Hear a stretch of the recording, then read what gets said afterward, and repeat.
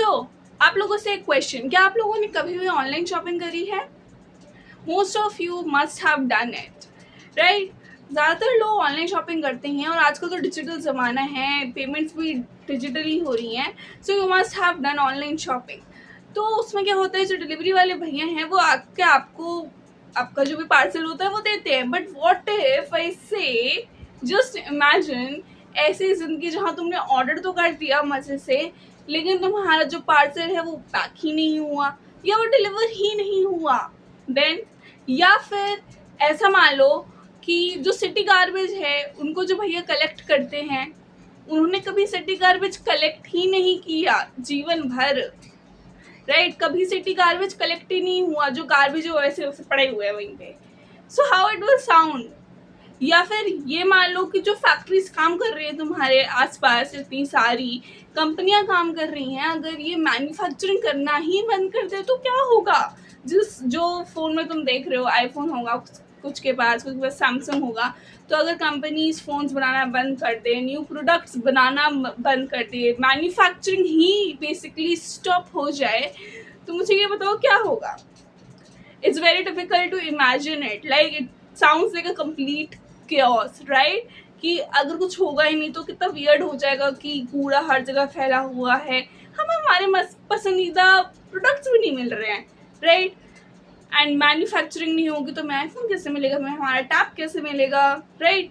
So what if अगर मैं ये कहूँ कि ये सारी चीज़ें जो मैंने भी बोली, cleaning, right, manufacturing, packaging, delivering, ये सब कुछ आपके सेल में भी चलता है, आपके लिविंग सेल में, आपकी बॉडी के अंदर, आपके सेल के अंदर, ये सारी ही चीज़ें या कुछ ऐसा ही चलता है। So hey everyone, welcome back to the channel. I am Bhumika Singh and I am your science teacher. So we are continuing with our chapter number 2, the building block of life, that is the cell, and this is part 5 of that series. So last video में हमने कुछ बहुत ही important ऑर्गेनीज discover करी थी, उन्हें पूरा detail में समझा था, न्यूक्लियस के बारे में, क्रोमोसोम्स, क्रोमैटिन, राइबोसोम्स के बारे में, और वो इंटरेस्टिंग काफ़ी बनी थी video. So do watch it. If you have not watched it yet, please go and watch it so that you can watch it and you can learn more. Okay, so आज हम वही ऑर्गेनीज जो हैं, कुछ नई ऑर्गेनीज के बारे में जानेंगे. थोड़ा सा लिंक भी करवाऊंगी, तो पिछली वीडियो देखना बहुत इंपॉर्टेंट है, नहीं तो लिंक कैसे करोगे, right? So let's get started. So आज हम क्या करने वाले हैं, चैप्टर नंबर 2 का पार्ट 5 करने वाले हैं, राइट? और अब इस वीडियो में जो हम अपनी ऑर्गन उठा रहे हैं वो उठा रहे हैं एंडोप्लाज्मिक रेटिक्यूलम. मैं थोड़ा नीचे आ गई हूँ बिकॉज मैं भी लाइक यू कैन सी मैं स्टूल पे खड़ी थी, अब मुझे लिखने में ना थोड़ी दिक्कत होगी. एंडोप्लाज्मिक रेटिकुलम, जिसको तुम ER भी बोलते हो. तो व्हाट इज एंडोप्लाज्मिक रेटिकुलम? ये हमारी थर्ड ऑर्गेनी है जो हम पढ़ रहे हैं. 2 ऑर्गेनीज हम ऑलरेडी पहले कवर कर चुके हैं. बेटा इसको समझने के लिए कि एंडोप्लाज्मिक रेटिकुलम है क्या, जस्ट इमेजिन. अब मुझे तुम एक बात बताओ, रोड्स हैं, बहुत रोड्स बनी हुई हैं, बहुत हाईवेज बने हुए हैं, मेट्रोपॉलिटन सिटी है. अगर तुम दिल्ली मुंबई में रहते हो तो Delhi is a metropolitan city, तो मेट्रोज हैं, रोड्स हैं, तो रोड्स की तरह ही काम कर रहा है ये. कुछ समझ में नहीं आया, कोई बात नहीं, मैं समझा देती हूँ. रोड्स का काम क्या होता है? रोड्स जो हैं वो क्या करती है, वो अलग अलग जगहों को कनेक्ट करती हैं, है ना? कोई रोड होती है जो द्वारका जा रही होती है, कोई रोड होती है जो बॉम्बे जा रही होती है. सो या वो कनेक्ट करती है, लिंक करती है 2 जगहों को, रोड. और रेलवे का क्या काम होता है? रेलवेज हो गई या फिर तुम्हारी मेट्रोज हो गई, उसका भी यही काम होता है, वो भी जगहों को कनेक्ट करती है, लिंक करती है बेसिकली.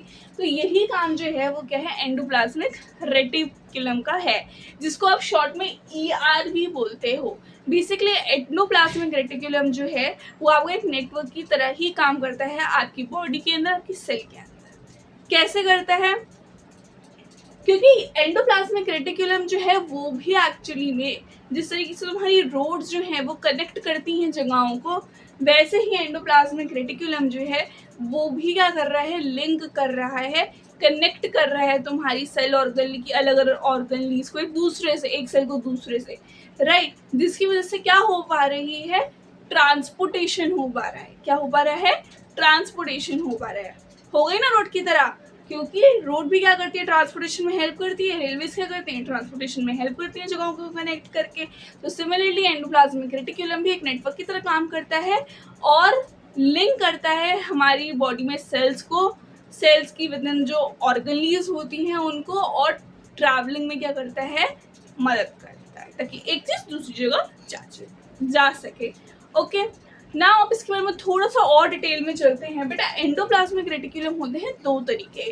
अब यहाँ पे पिछली वीडियो की ज़रूरत है जो मैं पढ़ाने वाली, तो इसलिए मैंने बोला था पहले भी तुम्हें कि लास्ट वीडियो देख लो, पार्ट 4 प्लेलिस्ट भी बनी हुई है, तो तुम प्लेलिस्ट में जाके भी देख सकते हो और फिर ये वीडियो देखना, ओके, ताकि तुम लिंक कर पाओ। और प्लीज़ एंड तक देखना, वीडियो स्किप कुछ भी मत करना, because each video is very important. Her video में हम कुछ इंपॉर्टेंट करते हैं एंड वो आपका नेक्स्ट टॉपिक का बेस बनता है। तो अगर स्किप कर दोगे तो समझ में नहीं आएगा, तुम्हारा नेक्स्ट टॉपिक भी फिर ऐसे हो जाएगा हवा हवा, ठीक है। Okay, so and video is going to be very interesting, क्योंकि हमारी बॉडी में जो ऑर्गनलीज काम करती है वही इतनी इंटरेस्टिंग है, राइट। सो दो तरीके की बेटा एंडोप्लाज्मिक रेटिकुलम होता है, ठीक है। एक होता है रफ एंडोप्लाज्मिक रेटिकुलम और एक होता है स्मूथ एंडोप्लाज्मिक रेटिकुलम। मैं इसकी फुल फॉर्म लिख रही हूँ बेटा, RER हम किसको बोलते हैं, रफ एंडोप्लाज्मिक। रफ ER मैंने इसलिए लिखा है बेटा, पहला R जो है that is rough and ER तुम्हें पता है ये क्या है, एंडोप्लाज्मिक रेटिकुलम, राइट। SER जो होता है आपका होता है स्मूथ एंडोप्लाज्मिक रेटिकुलम। क्लियर हो गया इतना, इज इट क्लियर? ओके, सो बेटा अब तुम बोलोगे rough endoplasmic reticulum, smooth endoplasmic reticulum, ये क्या चीज है? तो ये क्या चीज है, हम इसे समझते हैं क्या चीज है। देखो बेटा, तुम्हें अगर याद हो तो मैंने तुम्हें बोला था जब मैंने तुम्हें राइबोसोम्स करवाए थे कि जो राइबोसोम्स होते हैं ना, वो या तो आपकी जो साइटोप्लाज्म है, सेल का जो साइटोप्लाज्म है उसमें खाली पड़े होते हैं, राइट, या तो फिर जो राइबोसोम्स हैं वो एंडोप्लाज्मिक रेटिकुलम के साथ अटैच्ड होते हैं, है ना। तब मैंने तुम्हें कहा था बेटा अभी इस पर चिंता मत करो कैसे जुड़े, क्या है ये चीज़ एंडोप्लाज्मिक रेटिकुलम, या आगे आने वाली वीडियो में पता चल जाएगा। तो हेयर इट इज। देखो बेसिकली जो आपका रफ एंडोप्लाज्मिक रेटिकुलम होता है, कौन सा, रफ एंडोप्लाज्मिक रेटिकुलम, इसको रफ क्यों बोला जाता है, इसका रीजन भी यही है क्योंकि जो रफ एंडोप्लाज्मिक रेटिकुलम होता है ना, उसमें क्या होते हैं, राइबोसोम्स होते हैं। क्या होते हैं, राइबोसोम्स होते हैं। और राइबोसोम्स होने की वजह से जब हम इसको माइक्रोस्कोप के अंदर देखेंगे रफ एंडोप्लाज्मिक रेटिकुलम को, तो उसकी जो सरफेस होती है वो हमें कैसे दिखती है, रफ दिखती है, ठीक है। और इसलिए हमने इसका क्या नाम दिया, रफ एंडोप्लाज्मिक रेटिकुलम। समझ में आ गया? रफ एंडोप्लाज्मिक रेटिकुलम बेटा हम इसलिए बोल रहे हैं इसको क्योंकि ये वो पार्ट है एंडोप्लाज्मिक रेटिकुलम का, या फिर तुम ये कह लो कि रफ एंडोप्लाज्मिक रेटिकुलम में क्या होते हैं, राइबोसोम्स होते हैं, ठीक है। राइबोसोम्स के होने की वजह से जब हम इसको माइक्रोस्कोप के अंदर देखते हैं तो इसकी सरफेस हमें कैसे दिखती है, रफ दिखती है, स्मूथ नहीं दिखती, रफ दिखती है, राइट। और इसलिए हमने इसको नाम क्या दिया है, रफ एंडोप्लाज्मिक रेटिकुलम। इतना क्लियर हो गया? ओके बेटा, राइबोसोम का काम क्या होता है? अगर लास्ट वीडियो देखी है तो तुम्हें पता होगा राइबोसोम का काम क्या होता है। याद करने रुक जाओ। हाँ, protein synthesis, good. Protein synthesis क्या होता है, राइबोसोम का काम। तो बेटा अगर राइबोसोम्स रफ एंडोप्लाज्मिक रेटिकुलम में है तो क्या प्रोटीन सिंथेसिस का one of the main function हो सकता है? Answer is a big yes, हो सकता है, ठीक है। तो इसका मेन फंक्शन क्या होता है, प्रोटीन सिंथेसिस, ठीक है। प्रोटीन कौन बना रहा है तुम्हारी बॉडी में, मम्मी बना रही है? नहीं, मम्मी नहीं बना रही, रफ एंडोप्लाज्मिक रेटिकुलम, ठीक है। राइबोसोम्स हैं क्योंकि उसमें, तो इसलिए प्रोटीन सिंथेसिस उसमें हो पाती है। ये दो बातों का ध्यान रखना, ठीक है। और बेटा क्योंकि ये एंडोप्लाज्मिक रेटिक्यूलम है तो ऑब्वियस सी बात है कि अगर एंडोप्लाज्मिक रेटिक्यूलम का काम ही ये है ट्रांसपोर्टेशन में, तो ट्रांसपोर्टेशन में मदद तो करेगा। तो बेटा आरईआर में दो चीज़ें हैं, एक तो ये प्रोटीन सिंथेसिस करने में मदद करता है और दूसरा ये तुम्हारा ट्रांसपोर्टेशन में मदद करता है। तो helps in protein synthesis and transportation. Clear हो गया? Very nice. ओके, नाउ बेटा ओके, सो जो अपने ग्लैंड सेल्स होते हैं, हाँ ग्लैंड सेल्स जो होते हैं उसमें भी आपको एंडोप्लाज्मिक रेटिक्यूलम दिखेगा। कौन सा? वो भी आरईआर, ठीक है,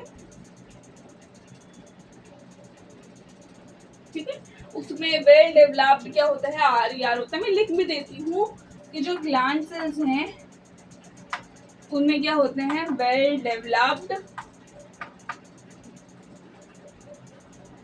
आरईआर, ठीक है बेटा, ये याद रखना। 3 पॉइंट से रिवाइज करो जल्दी जल्दी। एंडोप्लाज्मिक रेटिक्यूलम दो क्या होता है? नेटवर्क की तरह काम करता है, ट्रांसपोर्टेशन और लिंकिंग में हेल्प करता है। दो तरीके के होते हैं, एक होता है RER that is rough endoplasmic reticulum, और एक होता है SER that is smooth endoplasmic reticulum. Rough endoplasmic reticulum में क्या होते हैं? राइबोसोम्स अटैच्ड होते हैं, जिसकी वजह से जिसकी सरफेस है माइक्रोस्कोप के अंडर वो कैसी दिखती है? रफ दिखती है, और इसलिए हमने इसका नामकरण कर दिया रफ एंडोप्लाज्मिक रेटिक्यूलम।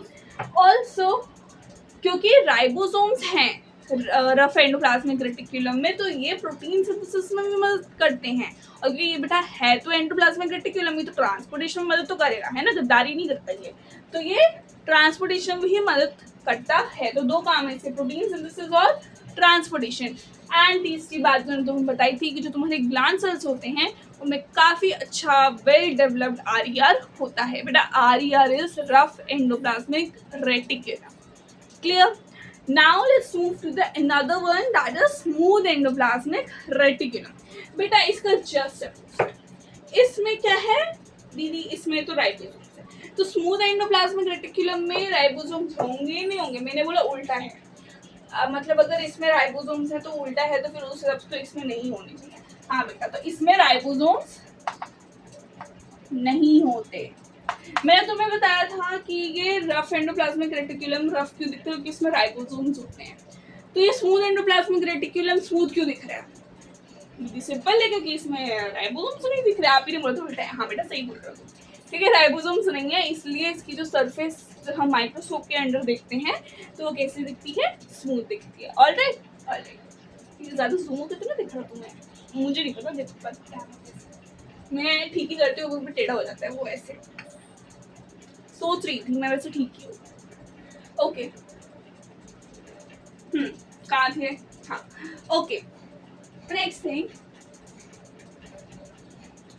मैंने बोला बेटा rough endoplasmic reticulum protein synthesise करता है, स्मूथ एंडोप्लाज्मिक रेटिक्यूलम, तो अब तुम बताओ क्या करता है स्मूथ एंडोप्लाज्मिक रेटिक्यूलम? दीदी आपने बोला तो उल्टा है, तो अगर rough endoplasmic reticulum ribosome synthesise कर रहा है तो इसको तो नहीं करना चाहिए। बिल्कुल से बेटा नहीं कर रहा, तो तुम बताओ क्या कर रहा है?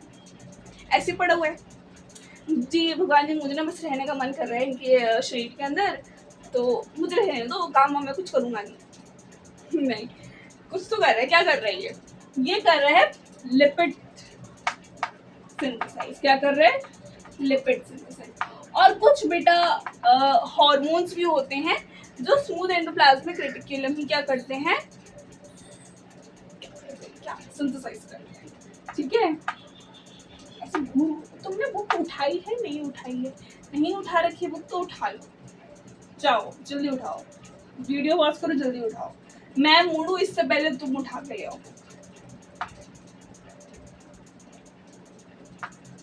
ओके, सो मैं मुड़ गई हूँ।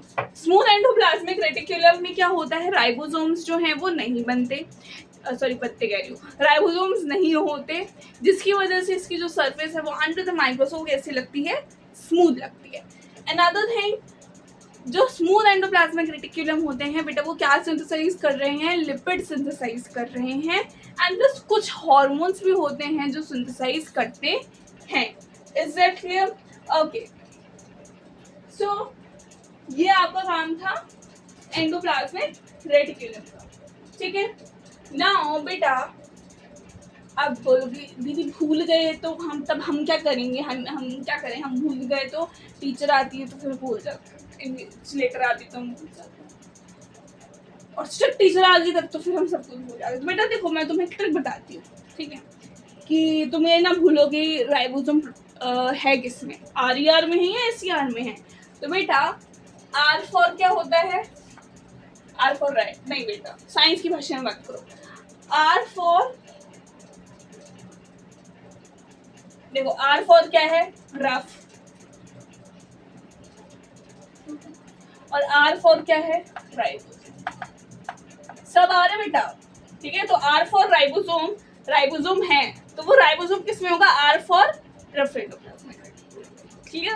ओके, ठीक है, चलो अब हम अगले में बढ़ते हैं, ठीक है। अच्छा उससे पहले मैंने तो बोल लिया, तुम भी तो बोलोगे है ना, बैठे रहोगे तुम, वेब सीरीज देख रहे हो, नहीं बेटा वेब सीरीज और ये जो तुम प्लेलिस्ट देखते हो, शॉर्ट्स देखते हो, एजुकेशनल शॉर्ट्स, इनमें बहुत बड़ा अंतर होता है, ठीक है। अगर तुम अच्छी वेब सीरीज देख रहे हो तो इट्स गुड, उससे भी तुम्हारी नॉलेज इंक्रीज ही होती है। बाहर की देख रहे हो तो और अच्छी बात है, इंग्लिश इम्प्रूव होती है या कुछ दूसरी लैंग्वेज भी आ जाती है।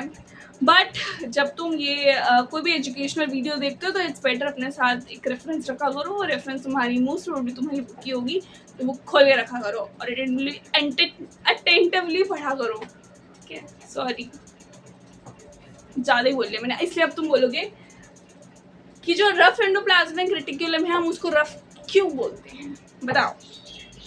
वीडियो पॉज करो, कमेंट सेक्शन में आंसर दो, ठीक है। फिर मैं तुम्हें नंबर बताऊंगी कि तुमने कितना अच्छा आंसर दिया है।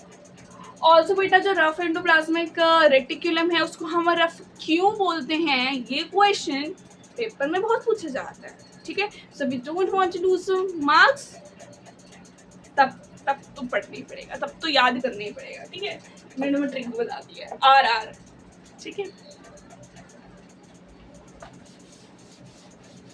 ओके, अब हम बेटा हमारी एक और गल्ली पूरी होती है, हो गई, हाँ बेटा हो गई। तुम हो इतना अच्छे बच्चे ना, जल्दी खत्म हो जाता है मेरा टॉपिक भी। Nice students you are, good students, very very, ठीक है। तो ये हमारी तीसरी ऑर्गन थी जो हमने इस वीडियो में करी है, और वीडियो की पहली थी, ठीक है। कंफ्यूज हो गई क्या, ओके। तो अभी हमने क्या करा, एंडोप्लाज्मिक रेटिकुलम करा, दैट इज ER करा, ठीक है। नाउ अब हम अपनी अगली ऑर्गन पे बढ़ते हैं जो हमारी बॉडी में है, हमारे सेल में है basically, and that is Golgi apparatus. Golgi apparatus, इसका खूबसूरत चित्र तुम्हारी बुक में बना होगा, ठीक है। गोल्जी एपेटस, इसका क्या काम है, बेटा तुम्हें याद है जब मैंने वीडियो स्टार्ट करी थी तो मैंने तुम्हें बोला था कि तुम्हारा पार्सल डिलीवर ही ना हो, ठीक है। मैंने स्टार्टिंग की डिलीवरी से करी थी ओके, तुम्हारा पार्सल डिलीवरी नहीं हुआ, तुम्हारा पार्सल पैक ही नहीं हुआ, राइट। अच्छा देखो, जो गोल्जी एपेटस है ना बेसिकली बेटा, वो डिलीवरी वाले भैया की तरह, ठीक है। या तुम ये कह सकते हो कि ये जो पोस्ट ऑफिस नहीं होते, पोस्ट ऑफिस की तरह है, ठीक है। अब लोग post office, Golgi apparatus, post office, ये कौन सा रिश्ता जोड़ रहे हो, आपका कौन सा मन कर रहा है रिश्ता जोड़ने का, कैसे रिश्ता है बेटा, ये रिश्ता क्या कहलाता है और क्यों कहलाता है वो मैं तुम्हें बताती हूँ कि मैं क्यों बोल रही हूँ कि जो गोल्जी एपेटस है वो पोस्ट ऑफिस की तरह है हमारे सेल में। इसके बेटा बड़ा प्यारा सीरीज है, खूबसूरत सा, इंटेलिजेंट लोगों को पता होता है, तुम भी इंटेलिजेंट हो जाओगे, कोई वैसे तभी जल्दी समझ लेते हो, ठीक है। तो गोल्जी एपेटस को बेटा हम पोस्ट ऑफिस क्यों बोलते हैं कि हमारे सेल का पोस्ट ऑफिस है ये। बेटा पोस्ट ऑफिस में क्या होता है, देखो आज के टाइम पे पोस्ट ऑफिस ऑलरेडी इतना यूज़ नहीं होता, व्हाट्सएप का ज़माना है, इंस्टा का ज़माना है ना। बट पहले के टाइम पे क्या होता था, चिट्ठी होती थी, चिट्ठी खत लिखते थे ना, पत्र लिखन तुमने करा, लेटर राइटिंग तुमने करी है ना। तो बचपन में तो पता नहीं कितनी लिखी होंगी तुमने, हॉलीडे होमवर्क में 5-5 10 दे देते थे स्कूल वाले, मुझे अभी भी याद है, खैर छोड़ो। तो हम झूठ लिख के उसमें दे देते, तो बेटा पहले के टाइम पे क्या होता था, जो खत होते थे या जो तुम्हारे लेटर्स होते थे उसको हम कहाँ डालते थे, पोस्ट ऑफिस में डालते थे ना, बॉक्स बना होता था ऐसे पोस्ट ऑफिस का, उसमें हम खत डालते थे, फिर भैया आते थे, ठीक है, अंकल आते थे, फिर वो उसमें से सारे खत निकालते थे, right, they used to collect all the letters, right, and फिर वो जो भी एड्रेस में लिखा होता था रिस्पेक्टिव एड्रेस पे वो डिलीवर कर देते थे, राइट। यही काम किसे, गोल्जी एपेटस का, मतलब क्या गोल्जी एपेटस भी डिलीवर करता है, यस एग्जैक्टली, सही समझे तुम कहानी से। ये जो गोल्जी एपेटस है बेटा उसका काम ही क्या है, क्या काम है, उसका काम है डिलीवर करना। बेटा देखो ट्रांसपोर्टेशन की सुविधा तुमने बना दी ना, ठीक है, एंडोप्लाज्मिक रेटिकुलम जो है उसने ट्रांसपोर्टेशन की सुविधा बना दी, वो लिंक कर रहा है, वो ट्रांसपोर्ट करने में मदद कर रहा है। बेटा डिलीवरी तो चालू करो लोगों के लिए, है ना। तो ये डिलीवरी का काम किसको दिया गया, गोल्जी एपेटस को, इसको बोला गया तो डिलीवरी करेगा, ठीक है, ये समझ में आ गया। बेटा गोल्जी एपेटस के ना फंक्शंस बहुत इंपॉर्टेंट है, 3 नंबर में आ जाते हैं, तो इसके फंक्शंस देखो, क्लियर हुआ बेटा। अब इसके फंक्शंस देखो, इसका पहला फंक्शन क्या होता है, आपने बोला डिलीवर करने का है, बिल्कुल सही, डिलीवर करने का है, ठीक है, डिलीवर करने का है, ठीक है, डिलीवरी करना, पैक करना, हाँ बेटा पैक भी यही करेगा, ठीक है। तुम ये क्या सोच रहे हो कौन करेगा पैक, मिनिस्ट्री ऑफ मीटिंग से पैकेजिंग से करेगी, पैकेजिंग और डिलीवरी से। तो गोल्जी एपेटस का काम क्या है, डिलीवर करना, गोल्जी एपेटस का काम क्या है, पैक करना, ठीक है, पैकेजिंग, डिलीवरिंग एंड उन्हें सॉर्ट आउट करना, यानी कि अलग अलग करना, मॉडिफाई करना, कुछ चेंज करना है तो उसके अंदर भी ये कर सकता है, ठीक है। सो बेटा बेसिकली इसके 5 फंक्शंस होते हैं, ठीक है। तो पैकेजिंग करना, डिलीवरी करना, मॉडिफिकेशन करना, सॉर्ट करना, सॉर्ट आउट करना, और एक और इम्पॉर्टेंट फंक्शन है इसका, helps in formation of lines.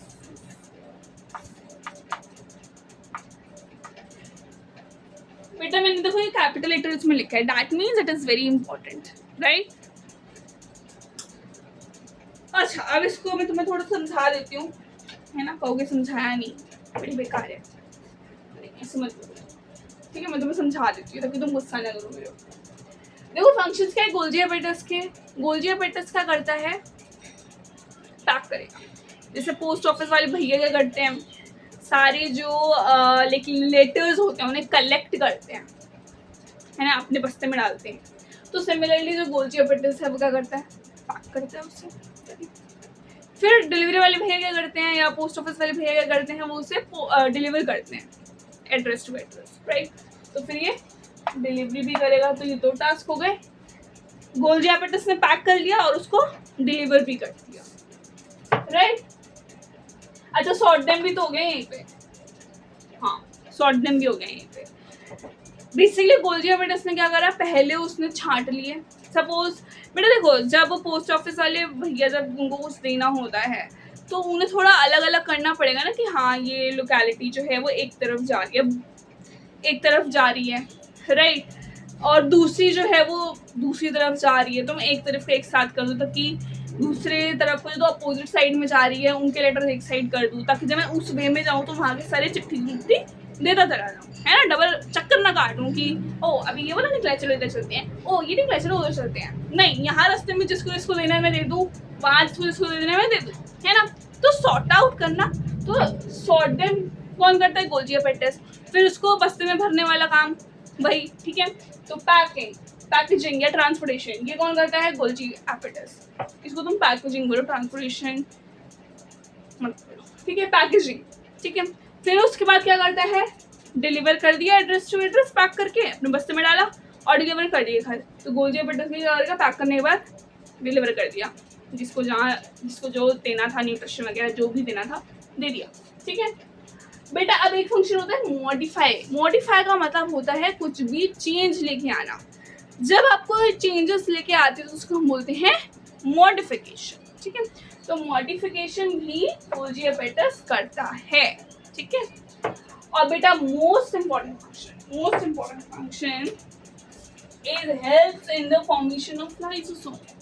Lysosome की फॉर्मेशन में कहीं ना कहीं गोल्जी एपेटस मदद करता है, और यू कैन से लाइसोसोम को बनाने में गोल्जी एपेटस का हाथ है, ठीक है। लाइसोसोम को बनाने में किसका हाथ है? गोल्जी एपेटस का। तो बेटा इसको शॉर्ट में अगर हम बोले तो गोल्जी एपेटस का काम क्या है? क्या काम है? सॉर्ट, देन पैक करेगा, packaging, delivery, modification and formation in lysosome, helps in the formation of lysosome. Clear हो गया इतना? Okay, very nice. बेटा अब ना तुम्हारी जो बुक है इंस्कैट की, उसमें कुछ ना बक्से बने होते हैं, ठीक है। गोल्जी एपेटस से रिलेटेड ही है वो बॉक्स, तो एक बार वो बॉक्स में डिस्कस कर लो, है ना। कुछ नहीं पता, कहीं से कुछ भी आ जाता है, ठीक है बेटा। तो गोल्जी एपेटस, बेटा तुम ये सोचो, अब मैं तुम्हें ना रीजन बताने वाली हूँ कि गोल्जी एपेटस को हम गोल्जी एपेटस क्यों नहीं बोलते, हम उसको कोई दूसरा पेटस क्यों नहीं बोलते, लाइक लाइट एपेटस, है ना, या फिर गोल्जी एपेटस को हम साइमन एपेटस, मतलब कोई भी फालतू सुनी, कोई भी दूसरा नाम क्यों नहीं है? गोल्जी एपेटस का नाम गोल्जी एपेटस ही क्यों, ठीक है। मैंने देखो, this is the very beautiful thing of science कि साइंस में हमें पढ़ना ही होता है क्यों। हर चीज, कोई भी चीज आ रही है क्यों, क्यों के क्वेश्चन के आंसर तुम्हें यहाँ मिलते हैं साइंस में। That is why science is very interesting, right. शायद अपनी फर्स्ट वीडियो में तुम्हें बोला भी था, साइंस इज ऑल अबाउट क्यों, ठीक है। तो गोल्जी एपेटस को हम गोल्जी एपेटस क्यों बोलते हैं, कोई दूसरा पेटस क्यों नहीं बोलते? बेटा इसका सबसे बड़ा रीजन ये है कि देखो, जो गोल्जी एपेटस है ना, वो सबसे पहले ऑब्जर्व हुआ था 1898 में, ठीक है। 1898 में एक इटालियन साइंटिस्ट थे। कौन थे? Italian scientist. तो ये बात है बेटा 1898 की, मैं तुम्हें पीछे लेके जा रही हूँ। 1898 में एक साइंटिस्ट थे, कैमिलियो गोल्जी। आज वो पता चल गया क्यों नाम है, खैर मेरा फर्ज है तुम्हें पूरा बताना। 1898 में एक साइंटिस्ट थे कैमिलियो गोल्जी, जो कि एक इटालियन साइंटिस्ट थे। कौन थे? एक इटालियन साइंटिस्ट थे। तो इन्होंने क्या करा, इन्होंने सबसे पहले 1898 में गोल्जी एपेटस को डिस्कवर करा, ठीक है। तो गोल्जी एपेटस को सबसे पहले किसने डिस्कवर करा है? तो तुम्हारा आंसर होना चाहिए कैमिलियो गोल्जी, ठीक है। कब करा है? 1898 में करा है। कैमिलियो गोल्जी एपेटस का नाम गोल्जी एपेटस क्यों है? क्योंकि गोल्जी एपेटस को सबसे पहले डिस्कवर करा था 1898 में एक इटालियन साइंटिस्ट कैमिलियो गोल्जी ने, और उन्हीं के ऑनर पे उनको ऑनर देने के लिए गोल्जी एपेटस का नाम क्या रखा गया? गोल्जी एपेटस, यानी कि उसके नाम पर ही इसका नाम रखा गया है हिस्टोरिकली। समझ में आ गया? वेरी गुड, आई होप तुम्हें समझ में आ रहा है, ठीक है बेटा। अब आगे के दिमाग में चलो, एक सेकंड, ये सब तो ठीक है, पूरी राम कहानी समझ में आ गई। ये लाइसोसोम चीज क्या है, राइट? लाइसोसोम है क्या? ये लाइसोसोम लिख के आपने अच्छा नहीं करा बेटा। लाइसोसोम की तुम्हें कंफ्यूजन ना हो, इसलिए मैं तुम्हें इसी वीडियो में क्लियर कर देती हूँ लाइसोसोम, ठीक है, कि लाइसोसोम है क्या, जिसकी फॉर्मेशन में ये गोल्जी एपेटस मदद करता है। तो ये हमारी कौन सी ऑर्गेनली हो गई बेटा? पांचवी ऑर्गेनली है लाइसोसोम। इतना आसान और इतना छोटा छोटा है। हाँ बेटा, बहुत सिंपल है, बहुत इजी है, और बहुत ज्यादा कॉन्सेप्ट नहीं है, और जो है वो भी बहुत इजी है, ठीक है। इट्स नॉट दैट लेंथी, ठीक है। और कितना अच्छा सब कुछ एक्सप्लेन्ड है, it's very easy, you can learn बेटा। लाइसोसोम्स जो है ना, अच्छा अब चलो फिदा बोल रही हूँ, सॉरी, गाने का नाम, कुछ गाने की लाइन याद आ रही थी। ओके, गाना याद आ गया मुझे, कोई बात। बेटा अब लाइसोसोम की बात करते हैं। तुम्हें याद हो तो जब मैंने वीडियो स्टार्ट करी थी अभी, तो मैंने ये भी बोला था कि क्या होगा अगर सिटी का जो गार्बेज है वो कलेक्ट ही ना किया जाए, या कभी कोई करे ही ना, तो क्या होगा, है ना। उसका आंसर यही, यहाँ से पता चलेगा क्या होगा, गंदगी मची रहेगी हर जगह, है ना। बेटा लाइसोसोम का कुछ काम ऐसे ही है, ठीक है। लाइसोसोम को क्या बोलते हैं कि भाई ये है क्लीनिंग स्टाफ ऑफ सेल, है क्लीनिंग स्टाफ है, हाँ बेटा क्लीनिंग स्टाफ वो बोलते हैं हम इसको सेल का। सेल का क्लीनिंग स्टाफ ये सफाई करता है सर में, झाड़ू पोछा, लेकिन क्या साबुन वाबुन कौन सा सर्फ यूज करते हैं, सर्फ नहीं होती धुलाई, हमारी होती है धुलाई सर्फ से। लाइसोसोम्स का बेटा देखो, लाइसोसोम्स को हम क्या बोलते हैं कि ये क्या है, क्लीन अप सिस्टम। क्या है लाइसोसोम, क्या है क्लीन अप सिस्टम, या फिर ये क्या है जो मोस्टली तुम्हारे पेपर में वर्ड यूज किया जाता है, फ्रेज यूज किया जाता है, वो है सुसाइडल बैग्स।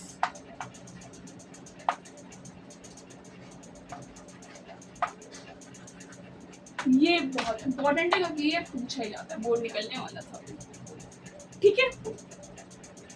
ये फ्रेज जनरली यूज होता है लाइसोसोम्स के आगे पेपर्स में भी, ठीक है। तो लाइसोसोम्स को हम clean up system, suicidal bags of cells क्यों बोल रहे हैं बेटा? इसका रीजन ये है कि जो लाइसोसोम्स होते हैं इनमें क्या होते हैं, डाइजेस्टिव एंजाइम्स। क्या होते हैं? डाइजेस्टिव एंजाइम्स होते हैं। तो जब भी कोई ऐसी चीज आती है सेल के अंदर जो लाइसोसोम को लगता है कि ये सेल के लिए खतरनाक है, सही नहीं है, तो ये जो डाइजेस्टिव एंजाइम्स होते हैं लाइसोसोम्स के अंदर, ये उसको डाइजेस्ट कर देते हैं, उसको खत्म कर देते हैं। इसीलिए इसको बोला जाता है क्लीन अप सिस्टम, ठीक है। इवन अगर सेल को ये लगता है, सॉरी लाइसोसोम्स को अगर ये लगता है कि ये सेल पूरा ही खराब हो चुका है, तो वो खुद लाइसोसोम अपने ही सेल को खत्म कर देता है। That is why it is known as suicidal bags of cells, ठीक है।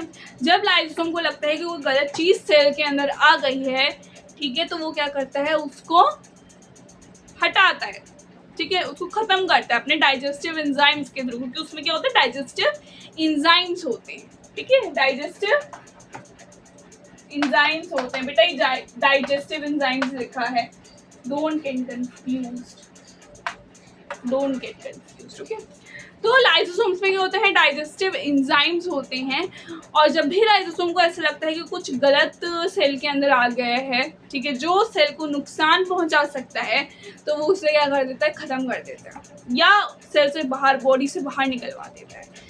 तो इसलिए हम इसको बोलते हैं कि भाई ये क्लीन अप सिस्टम है, साफ सफाई का ध्यान रखता है ये सेल में, ठीक है।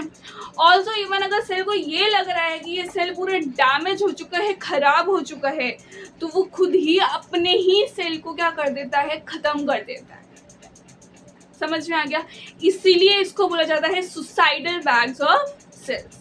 Very important, I am repeating again and again just because it is very important, okay. तो अगर क्वेश्चन आता है कि सुसाइडल बैग्स ऑफ सेल्स क्यों बोला जाता है, तो तुम्हें पूरा बताना है कि जो लाइसोसोम्स हैं उसमें डाइजेस्टिव एंजाइम्स होते हैं। जब भी लाइसोसोम को ऐसा लगता है कि कुछ गलत एंटर कर रहा है, एंटर किया है सेल के अंदर, जो कि हार्मफुल हो सकता है सेल के लिए और बॉडी के लिए, तो वो उसको क्या करता है, रिमूव करता है, हटाता है। ऑल्सो जब उसे ये लगता है कि सेल जो है वो पूरा डैमेज हो चुका है, ठीक है, तो वो इवन अपने खुद के सेल को भी खत्म कर देता है, यानी कि डाइजेस्ट कर देता है, ठीक है। खत्म करना भी खत्म कर देता है खुद के ही सेल को, इसलिए हम उसको क्या बोलते हैं, सुसाइडल बैग्स ऑफ सेल्स। याद रखना 3 नंबर में आता है ये क्वेश्चन, ठीक है, ओके। तो कैसे करेगा ये,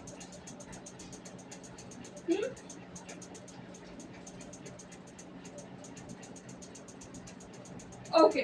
तो बेटा डाइजेस्ट करता कैसे है, दीदी आपने बोल दिया डाइजेस्ट कर देता है, ऐसे कर देता है क्या वो, नहीं बेटा। डाइजेस्टिव एंजाइम्स जो होते हैं लाइसोसोम्स के अंदर, वो क्या करते हैं, वो ब्रेक डाउन करते हैं अनवांटेड मटेरियल को, उसे ब्रेक डाउन कर देंगे, ठीक है। अनवांटेड मटेरियल कोई भी है उसको ब्रेक डाउन कर देगा लाइसोसोम, या फिर कार्ब्स हो गए, फैट्स हो गए। कार्ब्स बेटा यानी कि कार्बोहाइड्रेट्स, शॉर्ट फॉर्म है कार्ब्स, ठीक है। शॉर्ट में हम कार्बोहाइड्रेट्स को कार्ब्स बुलाते हैं, ठीक है। या फिर कोई सेल जो खराब हो चुका है, डैमेज सेल, ठीक है, इससे हार्मफुल सब्सटेंस है।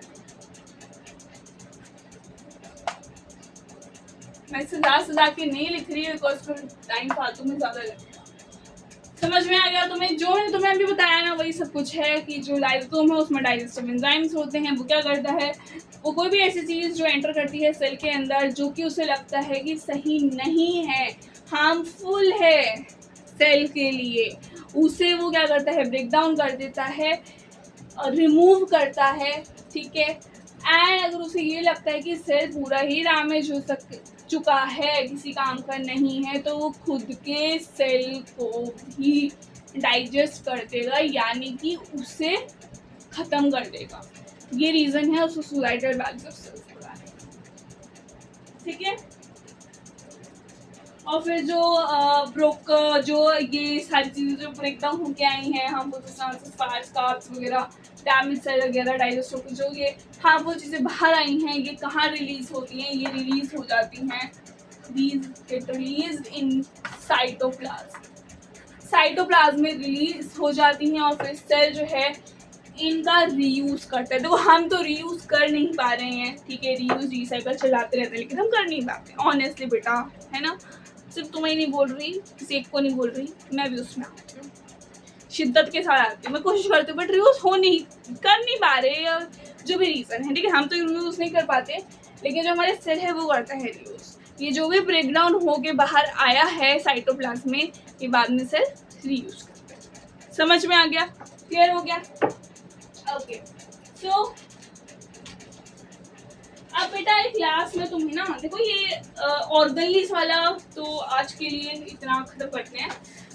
बाकी ऑर्गनलीज में तुम्हें नेक्स्ट वीडियो में पढ़ाऊंगी, बट आज मैं तुम्हें एक इंटरेस्टिंग फैक्ट बता देती हूँ जो तुम्हारी एनसीईआरटी में भी दिया हुआ है, and then I will just end the video की वीडियो बहुत लंबी हो गई है, 37 मिनट्स की ऑलरेडी हो गई है, राइट। So बेटा here is something amazing. So listen very carefully कि जो आपके ह्यूमन स्पर्म सेल्स होते हैं, ठीक है, क्या होते हैं? ह्यूमन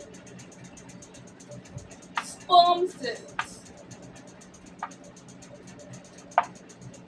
स्पर्म सेल्स अगर नहीं पता है तो जस्ट अभी इतना समझ दो, मेल्स में होते हैं और ये रिप्रोडक्शन में हेल्प करते हैं।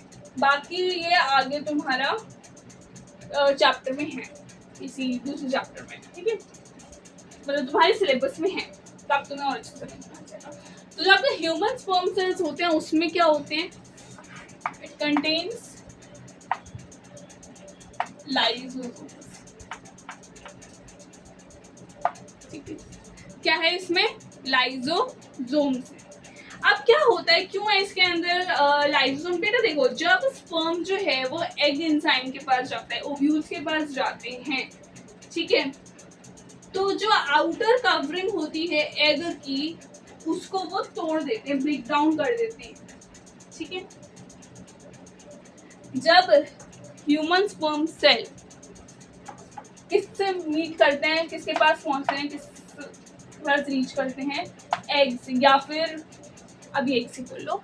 एग्स क्या होते हैं या ओव्यूल्स क्या होती हैं बेटा? ये भी रिप्रोडक्शन के टाइम पे हेल्पफुल होती हैं, एंड ये फीमेल्स में होती हैं, ठीक है। तो जब ह्यूमन स्पर्म सेल्स जो है वो किसको रीच करते हैं? एग्स या ओव्यूल्स को, तब क्या करते हैं, जो एग्स की आउटर कवरिंग होती है वो हार्ड होती है, तो उस आउटर कवरिंग को ब्रेक डाउन करते हैं, तोड़ देते हैं, और इसकी वजह से फर्टिलाइजेशन ईजी हो जाता है, फर्टिलाइजेशन हो पाता है, ठीक है। ओके, सो बेटा don't you think it is very interesting कि जो लाइसोसोम सेल खत्म कर रहा है, ठीक है, ठीक है, सेल खत्म कर रहा है, इसको तुम सुसाइडल बैग ऑफ सेल बोलते हैं, वही अल्टीमेटली में ह्यूमन लाइफ की बिगनिंग में एक इम्पोर्टेंट रोल भी प्ले करता है। Isn't it interesting? I find it really very interesting, like कि भाई जो ख़त्म कर रहा है वही बिगिनिंग का सोर्स भी है या उसका रोल है उसके अंदर, राइट। सो अंत ही आरंभ है, आरंभ ही अंत है। सही है, यहाँ पे भी जस्टिफाई हो गया, साइंस भी जस्टिफाई करती है बेटा, मतलब ठीक है। ओके, सो बेटा with this we have come to the end of the chapter, and next no, we haven't come to the end of the chapter, sorry, we have come to the end of the topic today। ठीक है, जो आज हमें cover करना था वो मैंने करवा दिया कवर। अब नेक्स्ट वीडियो में हम क्या करने वाले हैं बेटा, नेक्स्ट वीडियो में हम माइटोकॉन्ड्रिया के बारे में पढ़ेंगे, ठीक है। और भी एक दो ऑर्गेनीज है उसके बारे में पढ़ेंगे जो रह गई हैं, उन्हें पूरा कवर करेंगे। एंड तब तक आप ये सोचो कि माइटोकॉन्ड्रिया को हम power house of the cell क्यों बोलते हैं, ठीक है। माइटोकॉन्ड्रिया को हम power house of the cell क्यों बोलते हैं, ठीक है। And it is very important, ठीक है। माइटोकॉन्ड्रिया वाला टॉपिक बहुत इंपॉर्टेंट है, पेपर में पूछा जाता है। Till then keep learning, okay, and be safe. Bye, meet you in the next video.